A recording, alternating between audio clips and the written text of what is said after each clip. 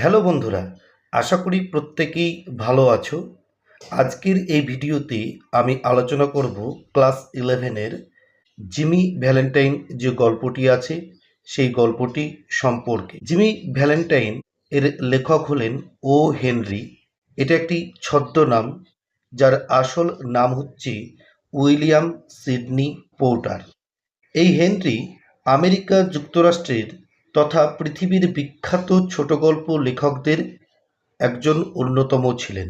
তিনি আমেরিকার ক্যারোলিনা প্রদেশে জন্মগ্রহণ করেছিলেন। তিনি যে ছোট গল্পগুলি লিখেছিলেন সেগুলির মধ্যে উল্লেখযোগ্য হল cabbage and kings, the trimmed lamp and the gentle grafter. এই পাঠ্যাংশের মূল উৎস কি সেটা এবার আমরা একটু জেনে নেব। 1903 খ্রিস্টাব্দের কসমোপলিটান ম্যাগাজিন নামক পত্রিকায় এপ্রিল মাসের সন্ধ্যায় এ রেট্রিভড রিফরমেশন, কি বললাম বন্ধুরা, এ রেট্রিভড রিফরমেশন নামে এই ছোট গল্পটি প্রথমে প্রকাশিত হয়েছিল। পরে রোডস অফ ডেস্টিনি নামক সংকলন গ্রন্থে এটি ছোট গল্প হিসাবে অন্তর্ভুক্ত হয়, যেটি প্রকাশ পেয়েছিল 1909 সালে। এরপর নাট্যকার পল আর্মস্ট্রং এলিয়াস জিমি ভ্যালেন্টাইন নামে এই গল্পটি ব্রডওয়েতে সফল নাটক হিসাবে প্রকাশ করেন। এইভাবেই আমাদের পাঠ্যাংশটি এসেছে এলিয়াস জিমি ভ্যালেন্টাইন। এবার আমরা টেক্সট পড়তে শুরু করব। টেক্সটটি পড়ার আগে তোমরা বইটা অবশ্যই নিয়ে বসবে এবং প্রত্যেকটা লাইন আমি আলোচনা করব, সেগুলো ভালো করে দেখবে, তাহলেই তোমাদের পড়াটা এখানে কমপ্লিট হয়ে যাবে। সাথে সাথে যে ওয়ার্ড মিনিংগুলো বলবো সেই ওয়ার্ড মিনিংগুলো তোমরা লিখে রাখবে। তাহলে চলো শুরু করি আমরা টেক্সটটি। A guard came to the present source of, একজন পাহারাদার বা রক্ষী, গার্ড কথার অর্থ হচ্ছে পাহারাদার বা রক্ষী, কেম to the present source of, জুতো তৈরির কর্মশালায় এলো, ওয়ার জিমি ভ্যালেন্টাইন ওয়াজ অসিডিউয়াসলি স্টিচিং আপার্স, যেখানে জিমি ভ্যালেন্টাইন খুব মনোযোগ সহকারে বা একাগ্রতার সাথে জুতোর উপরের অংশ সেলাই করছিল। অসিডিউয়াসলি কথার অর্থ হচ্ছে মনোযোগ সহকারে, স্টিচিং কথার অর্থ হচ্ছে সেলাই করা। And escorted him to the front office, সেই জিমি ভ্যালেন্টাইনকে সামনের অফিসে নিয়ে এলো। তাহলে আমরা কি পড়লাম এই লাইনটাই? কারাগারের জুতো তৈরির কর্মশালায় যেখানে জিমি ভ্যালেন্টাইন অত্যন্ত মনোযোগ দিয়ে জুতোর ওপরের অংশ সেলাই করছিল, একজন প্রহরী বা পাহারাদার বা রক্ষী এসে তাকে সঙ্গে করে সামনের অফিসে নিয়ে গেল। পরের লাইন দেখো, দেয়ার দ্য ওয়ার্ডেন হ্যান্ডেড জিমি, সেখানে সেই কারাধ্যক্ষ হ্যান্ডেড মানে দিল, জিমি ইজ পার্ডন, তার ক্ষমা প্রদর্শনের পত্রটি তুলে দিলেন। Which had been signed that morning by the governor, অর্থাৎ যেটি সেই দিন সকালেই গভর্নর সই করে দিয়েছিলেন বা স্বাক্ষর করে দিয়েছিলেন। তাহলে লাইনটা আমরা কি পড়লাম? সেখানেই কারাপ্রধান তার হাতে ক্ষমা প্রদর্শনের পত্রটি তুলে দিলেন, যেটি সেদিন সকালেই গভর্নর স্বাক্ষর করে দিয়েছেন। Jimmy took it in a tired kind of way, একটু ক্লান্তভাবে জিমি সেটি গ্রহণ করল। He had served nearly 10 months of A 4-year sentence, অর্থাৎ তার 4 বছর জেলে থাকার কথা ছিল, ইতিমধ্যে 10 মাস কেটে গিয়েছে তার। He had expected to stay only about 3 months, সে আশা করেছিল যে তাকে হয়তো জেলে 3 মাস মতো থাকতে হবে, অ্যাট দ্য লংগেস্ট, খুব জোর হলে। অ্যাট দ্য লংগেস্ট কথার অর্থ হচ্ছে খুব জোর হলে, তাকে হয়তো খুব জোর 3 মাস মতো জেলে থাকতে হবে। When a man with as many friends on the outside as Jimmy Valentine, যখন একজন মানুষ অর্থাৎ জিমি ভ্যালেন্টাইনের মতো মানুষের এত বন্ধু থাকে বাইরে, had is received in the steed, it is hardly worthwhile to cut his hair, অর্থাৎ তার কিন্তু কেউ চুলও স্পর্শ করতে পারবে না, তার এত ক্ষমতা, মানে বাইরে এত বড় বড় বন্ধু আছে, নামকরা বন্ধু আছে, ক্ষমতাবান বন্ধু আছে, যে তার জেলের মধ্যে কেউ চুল পর্যন্ত স্পর্শ করতে পারবে না। নাও ভ্যালেন্টাইন সেড দ্য ওয়ার্ডেন। রক্ষী রক্ষী বললেন, এখন Valentine will go out in the morning. তুমি তো সকালেই ছাড়া পেয়ে যাবে। ব্রেস আপ, কথা দাও আমাকে। ব্রেস আপ কথার অর্থ হচ্ছে কথা দেওয়া, প্রমিস করা। And make a man of yourself, অর্থাৎ তুমি ঠিকভাবে জীবনযাপন করবে। You are not a bad fellow at heart, তুমি কিন্তু মনের দিক থেকে অতটা খারাপ ব্যক্তি নও। স্টপ ক্র্যাকিং শেপস, অর্থাৎ সিন্দুক ভাঙা বন্ধ করো। ক্র্যাকিং কথার অর্থ হচ্ছে ভাঙা, শেপ কথার অর্থ হচ্ছে সিন্দুক। অ্যান্ড লাইফ স্ট্রেট, এবং সঠিকভাবে জীবনযাপন করো। Me said Jimmy in surprise. জিমি একটু অবাক হয়ে বলল, আমাকে বলছেন নাকি? Why I never cracked a shape in my life, আমি তো কখনোই কোনোদিনই সিন্দুক ভাঙিনি। অবাক হয়ে জিমি বলল, আমি কেন? আমি তো জীবনে কোনোদিন সিন্দুক ভাঙিনি। Oh no, love the warden. Warden অর্থাৎ কারাধ্যক্ষ বা রক্ষী একটু হেসে বললেন, ও তাই না, তুমি কোনোদিনও সিন্দুক ভাঙনি না? Of course not, let's see now. ও হ্যাঁ হ্যাঁ, তুমি কোনোদিনই সত্যি সিন্দুক ভাঙনি। লেটস সি, চলো দেখি নাও এখন। How was it you happen to get sent up that Springfield? ব্যাপারটা একটু দেখা যাক। তাহলে স্প্রিংফিল্ডের ঘটনায় তোমাকে কেন জেলে পাঠানো হলো? Was it because you wouldn't prove an alibi for fear of compromising somebody in extremely high-toned society? তাহলে কি তুমি কি নিজেকে নির্দোষ প্রমাণ করতে পারোনি এই ভয়ে যে তাহলেই সমাজের অত্যন্ত উঁচুদের কেউ একজন ফেঁসে যেতে পারে বলে? Or was it simply a case of a mean old jury that had it in for you? নাকি কোনো নীচ মানসিকতার বিচারক তোমাকে অপরাধী সাজিয়ে শাস্তি দিয়েছে? বলো তো, কিসের জন্য তুমি স্প্রিংফিল্ডের কেসে জড়িয়ে পড়লে? It's always one or the other with you innocent victims. বুঝেছি, নিরপরাধ অভিযুক্তরা সবসময়ই এই দুটোর একটা শিকার হয়ে থাকে। Me said Jimmy still blankly virtuous. Virtuous কথার অর্থ হচ্ছে সাধু। তখনও নির্ভেজাল সাধুর মতো ভান করে জিমি বলল, ও আমি, আমাকে বলছেন? ভাই warden, I never was in Springfield in my life. আমি তো জীবনে কখনো স্প্রিংফিল্ডে যাইনি ওয়ার্ডেন, তাহলে আমাকে কেন এসব কথা বলছেন আপনি? তাহলে আমরা এই পর্যন্ত কি বললাম? যে কারাগারের রক্ষী জিমি ভ্যালেন্টাইনকে সঙ্গে করে নিয়ে যে জুতোর কর্মশালায় সে কাজ করছিল তার সামনের অফিসে গেল। জিমি 10 মাস জেলে কাটিয়েছিল। কারাপ্রধান তার হাতে ক্ষমাপত্র তুলে দিলেন এবং তাকে সৎভাবে জীবনযাপনের উপদেশ দিলেন। জিমি বলল, সে জীবনে সিন্দুক ভাঙার মতো কোনো অপরাধী করেনি সে।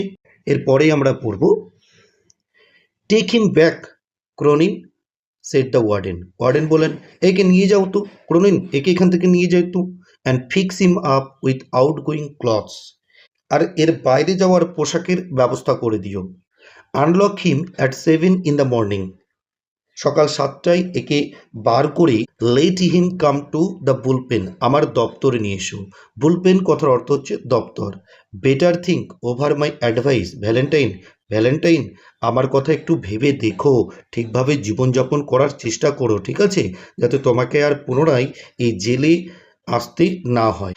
At a 7:15 on the next morning, Jimmy stood in the warden's outer office. At the 7:15 মানে 7:15 সময়, on the next morning পরের দিন সকালবেলায়, জিমি দাঁড়িয়েছিল in the warden's outer office, ওয়ার্ডেনের বাইরের অফিসে। পরের দিন 7:15 জিমি কারাপ্রধানের বাইরের অফিসে দাঁড়িয়েছিল। He had on a suit of the villainously fitting ready-made clothes and a pair of the stiff স্কুইকি। স্কুইকি কথার অর্থ হচ্ছে চলনসই, স্টিপ কথার অর্থ হচ্ছে শক্ত। shows that the state furnishes to its discharged compulsory guest, তার পরনে ছিল বিখ্যাত মাপের রেডিমেড পোশাক আর একজোড়া আড়ষ্ট মচমচ শব্দ করা জুতো, যেগুলি সরকার তার ছাড়া পাওয়া বাধ্যতামূলক অতিথিদের জন্য বরাদ্দ করে রাখে। অর্থাৎ সরকার থেকে এই সমস্ত ড্রেসগুলো কিন্তু কয়েদিরা যখন ছাড়া পায় তখন তাদেরকে এই সমস্ত ড্রেস দিয়ে থাকে। The clerk handed him a railroad ticket, clerk তাকে একটি রেল রোড টিকিটও দিলেন।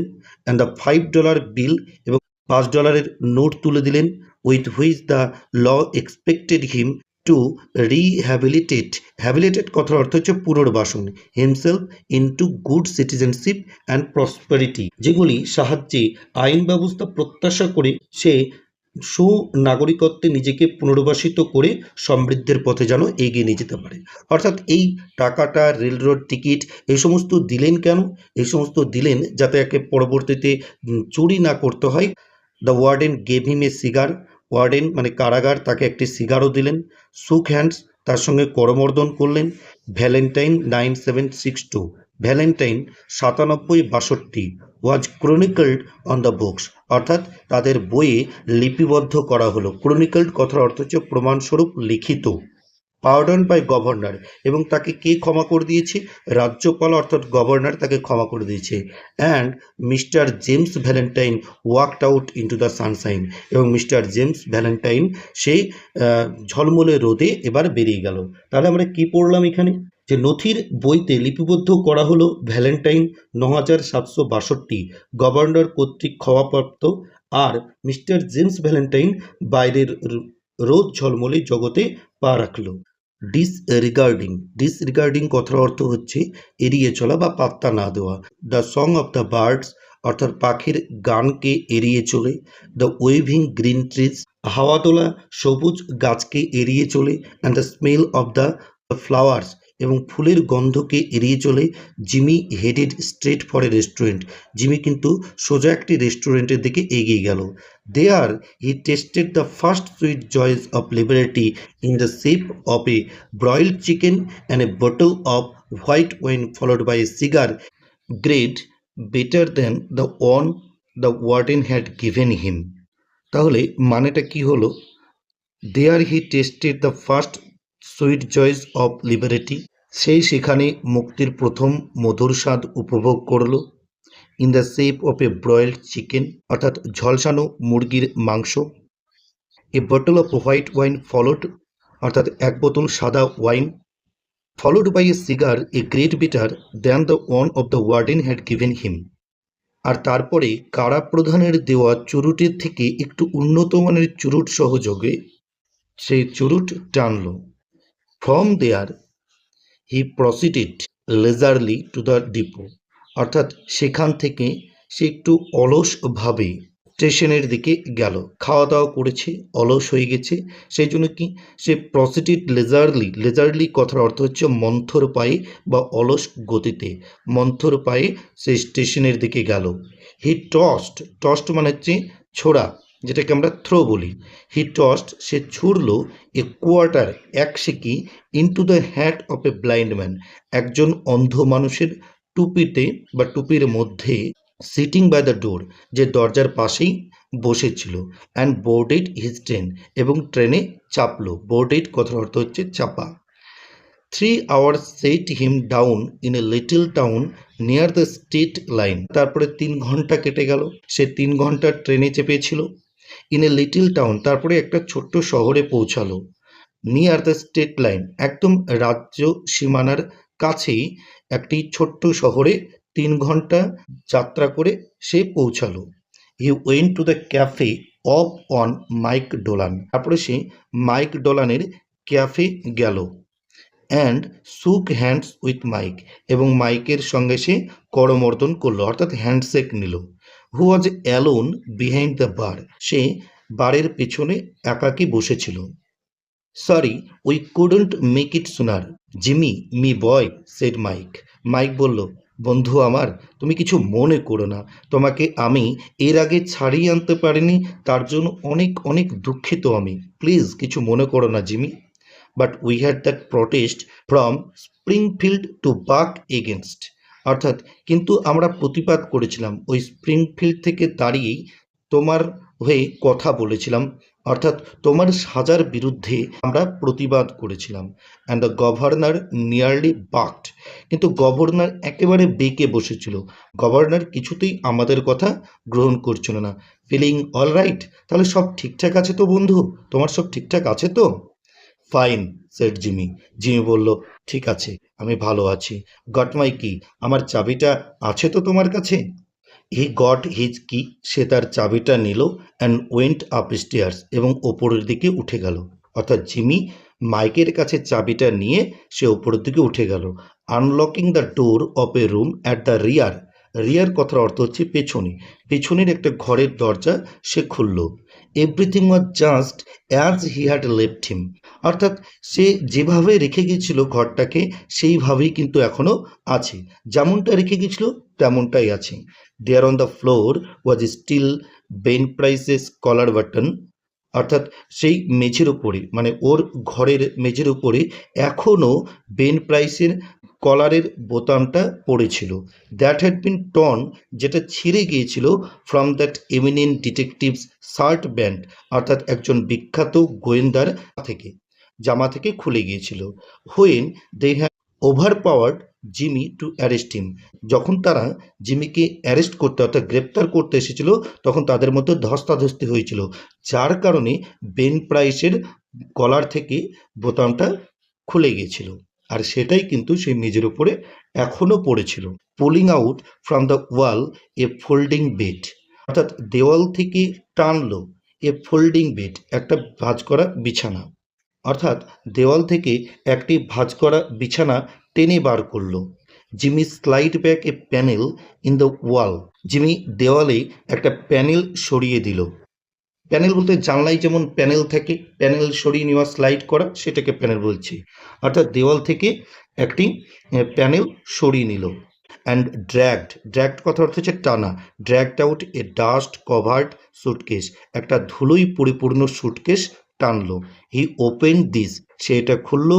গেজড ফন্ডলি, এবং একদৃষ্টে তাকিয়ে থাকলো। At the finest set of burglar's tools, চুরি করার যন্ত্রপাতি যেগুলো ছিল সেই চুরি করার যন্ত্রপাতির দিকে একদৃষ্টে তাকিয়ে থাকলো। In the east it was a complete set, এটা একটা পূর্ণাঙ্গ সেট ছিল। Made of specially tempered steel, যেগুলো তৈরি ছিল শান দেওয়া ইস্পাতের। The latest design in drills, সব থেকে আধুনিকতম নকশা করা যে ড্রিলগুলো আছে, ড্রিল বলতে যেটা ফুটো, দেওয়াল ফুটো করার যন্ত্র। পাঞ্চেস, দেওয়াল ছাদা করার যন্ত্র।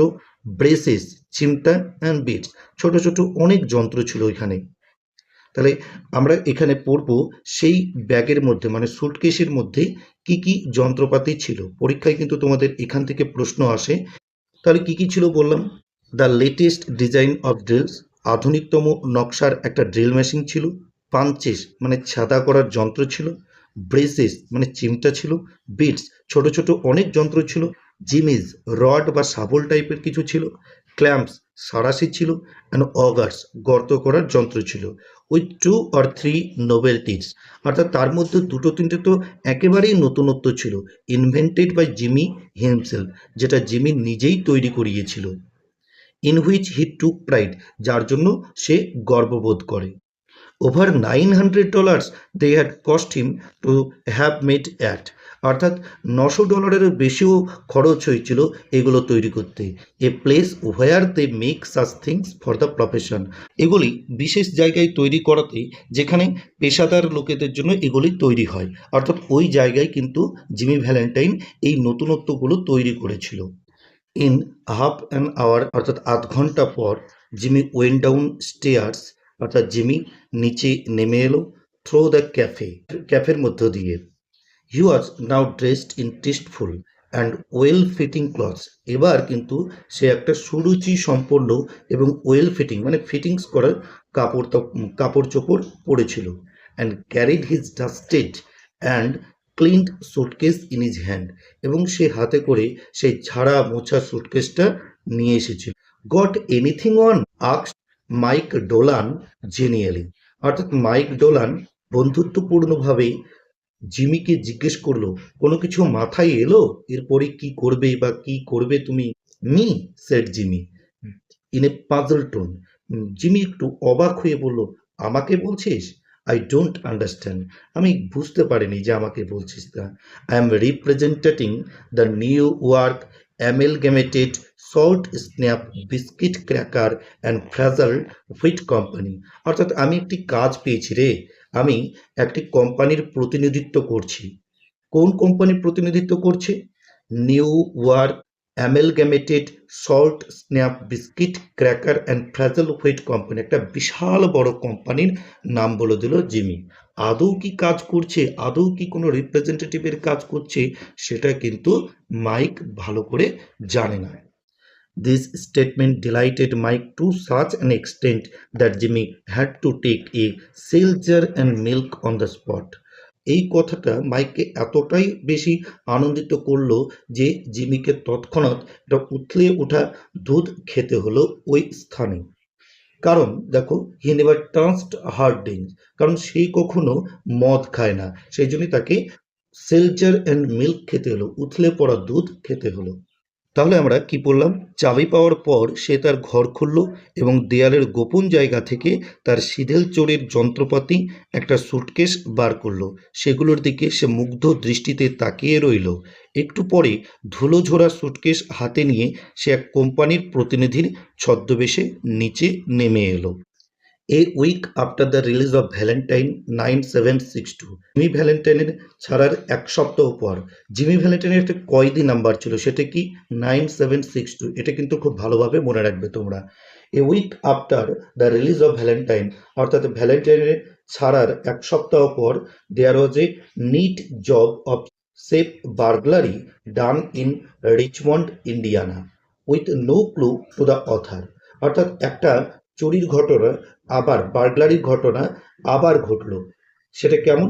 দেয়ার ওয়াজ এ নিট জব, একটা নিখুঁত কাজ, অফ সেফ বার্গলারি, সিন্দুক ভাঙা, ডান ইন রিচমন্ড ইন্ডিয়ানা। মনে রাখবে, ইন্ডিয়ানা প্রদেশের রিচমন্ড নামক একটা জায়গায় আবার একটা ডাকাতি হলো। কতদিন পর? জিমি ভ্যালেন্টাইনের ছাড়ার এক সপ্তাহ পর এই ঘটনাটা ঘটলো। With no clue to the author, যার কোনো হদিশই পাওয়া গেল না, বা অথার মানে বাড়ির মালিক কোনো হদিশই পেল না যে কিভাবে চুরি হয়েছিল। এ স্ক্যান্ট $800 was all that was secured. Indian প্রদেশে রিচমন্ডে যে চুরিটা হয়েছিল সেখানে মাত্র $800 চুরি হয়েছিল। 2 weeks আফটার, 2 সপ্তাহ পর, that a patented improved burglar's proof safe in Longsport was opened like a cheese to the tune of $1,500. 2 সপ্তাহ পরে আবার একটা চুরির ঘটনা ঘটলো। কেমন চুরি? এ প্যাটেন্টেড, একটি অদ্বিতীয়, ইমপ্রুভড, উন্নত মানের বার্গলার প্রুফ সেফ, একটা বার্গলার প্রুফ সেফ।